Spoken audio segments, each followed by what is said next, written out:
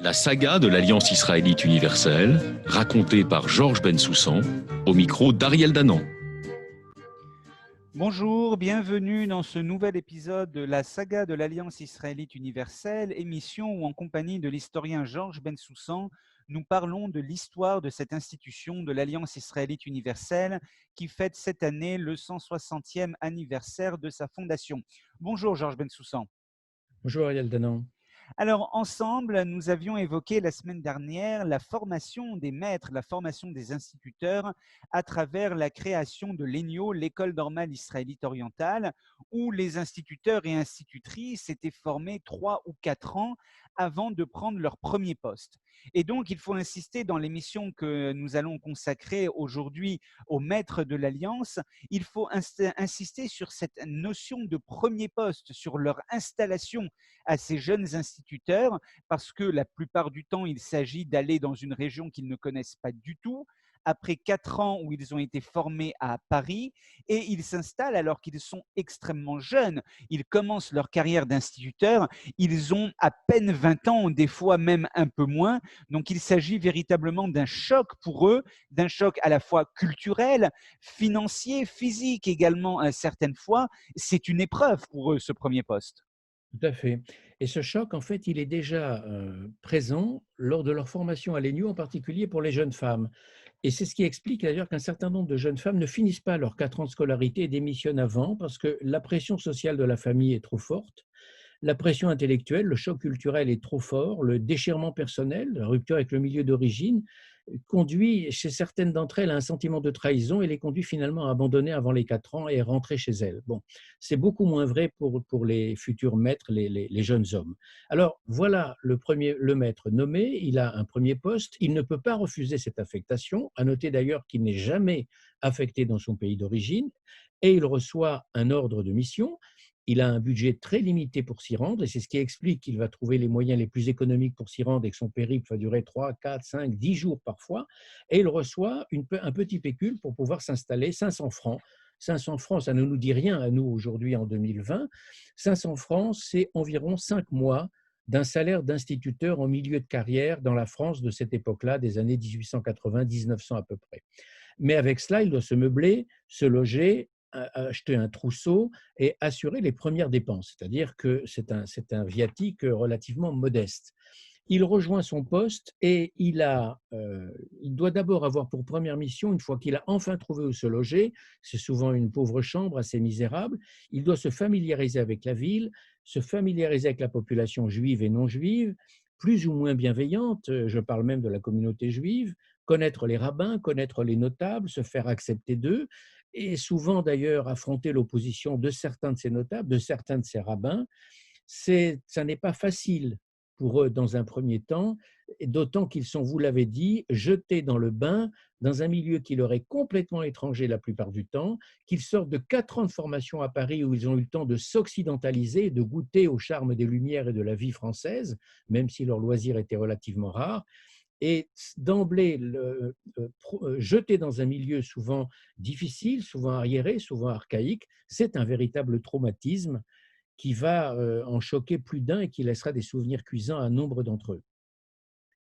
Et c'est un point d'autant plus important qu'ils ne sont jamais envoyés, comme vous l'avez dit, mais il faut insister dessus, ils ne sont jamais envoyés dans leur pays d'origine, ce qui aurait été d'une certaine manière beaucoup plus confortable pour eux, parce qu'en fait, l'Alliance craint que dans leur pays d'origine, les instituteurs ne soient pas capables de résister aux pressions communautaires. Tout à fait. Ils ont très peur de cela, bien sûr, et les pressions communautaires sont une réalité. Donc c'est une mesure qui peut sembler cruelle et en même temps qu'on peut parfaitement comprendre sur un plan politique pour maintenir les instituteurs les plus indépendants possibles des pressions familiales, communautaires, rabbiniques, etc., qui sont très fortes. Il vaut mieux les envoyer ailleurs. Alors, l'instituteur arrive, il a 19 ans, il est encore très jeune. Quelles sont ses directives pour mener cet enseignement, pour mener à bien son enseignement? Eh bien, il a les directives d'abord reçues à l'ENIO, 4 ans de formation, il a les directives que Paris va constamment lui envoyer depuis par la correspondance suivie avec le secrétaire général de l'Alliance et tout le secrétariat de l'Alliance.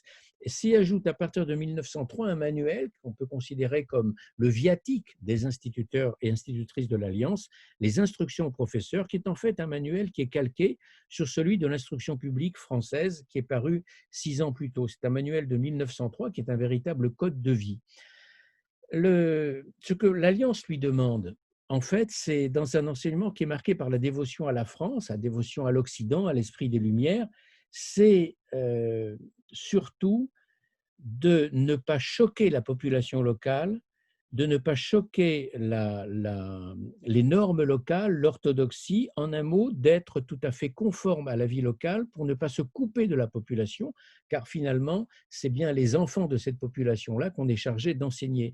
Et très vite, le maître va être soumis à une contradiction terrible entre cette occidentalisation qu'il a vécue à Paris et qui a été souvent pour un certain nombre d'entre eux une véritable ouverture d'esprit et peut-être même des années de bonheur, et tout d'un coup, cette condition difficile qui va être la sienne, perdue dans un poste reculé de Libye, d'un poste reculé du Maroc, de Tunisie ou plus tard de Perse par exemple, une condition difficile entre une foi occidentale qu'il a appris à connaître et à aimer, et un monde d'origine qui est le sien, qu'il a le sentiment de trahir, et un monde de mission qu'il est chargé d'enseigner tout en évitant de l'occidentaliser. C'est une condition difficile à vivre, c'est un déchirement difficile à vivre, et je voudrais citer ici un témoignage qui n'est pas celui d'un ancien professeur de l'Alliance, mais d'un ancien élève de l'Alliance, c'est Albert Memmi, de Tunisie, qui a été élève de l'Alliance puis boursier au lycée, qui n'est pas devenu professeur, c'est vrai, mais qui a vécu ce déchirement entre Orient et Occident et qui écrit dans la Statue de Celles, je le cite,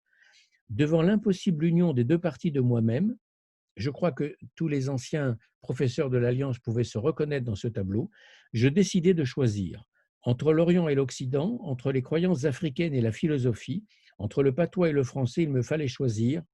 Un jour, entrant dans un café, je me suis vu en face de moi-même, j'eus une peur atroce, j'étais moi et je m'étais étranger, je me devenais étranger tous les jours davantage. » Eh bien, fin de citation. Eh bien, ce clivage intérieur explique aussi la violence verbale dont vont faire montre certains professeurs de l'Alliance envers leurs élèves, dans ce qu'ils appellent leur superstition, leur mauvaise manie, leurs préjugés, leur mesquinerie, voire leurs bêtises parfois. Les rapports des maîtres de l'Alliance vis-à-vis de leurs élèves sont souvent très cruels. Donc, on peut dire qu'on a affaire de leur part à un déracinement culturel.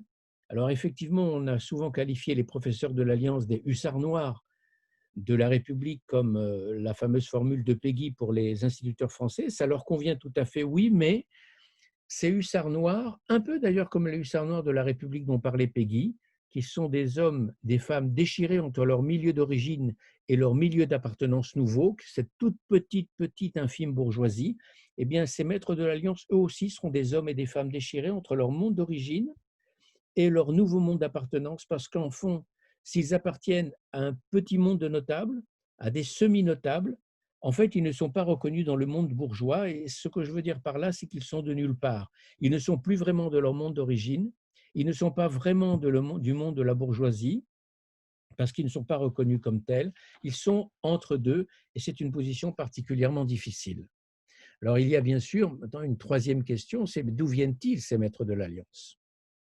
Alors, d'où viennent-ils ces maîtres de l'Alliance? Mais j'aimerais d'abord que nous revenions sur un point qui est de dire que finalement, ces instituteurs de l'Alliance qui sont partagés entre deux mondes sont aussi extrêmement contrôlés depuis Paris, qu'il y a un système que j'oserais qualifier de jacobin qui fait qu'ils sont contrôlés par leur correspondance, la correspondance qu'ils sont obligés d'échanger régulièrement avec le siège de Paris. Alors, c'est une source absolument extraordinaire pour les historiens que nous sommes, mais ça a été une source de pression pour eux tout au long de leur carrière.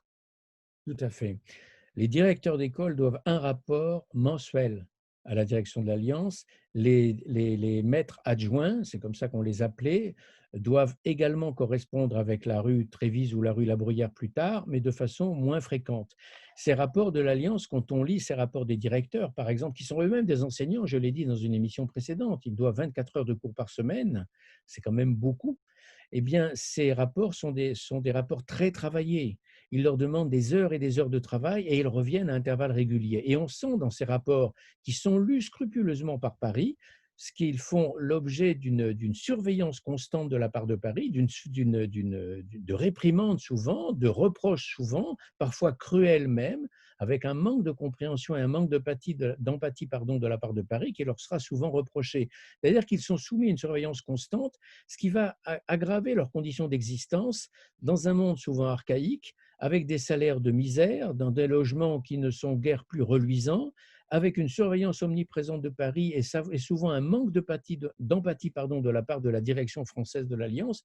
Ce sera une condition difficile à vivre et qui expliquera d'ailleurs le nombre très élevé de démissions de la part de ces professeurs de l'Alliance une fois terminé leur engagement décennal.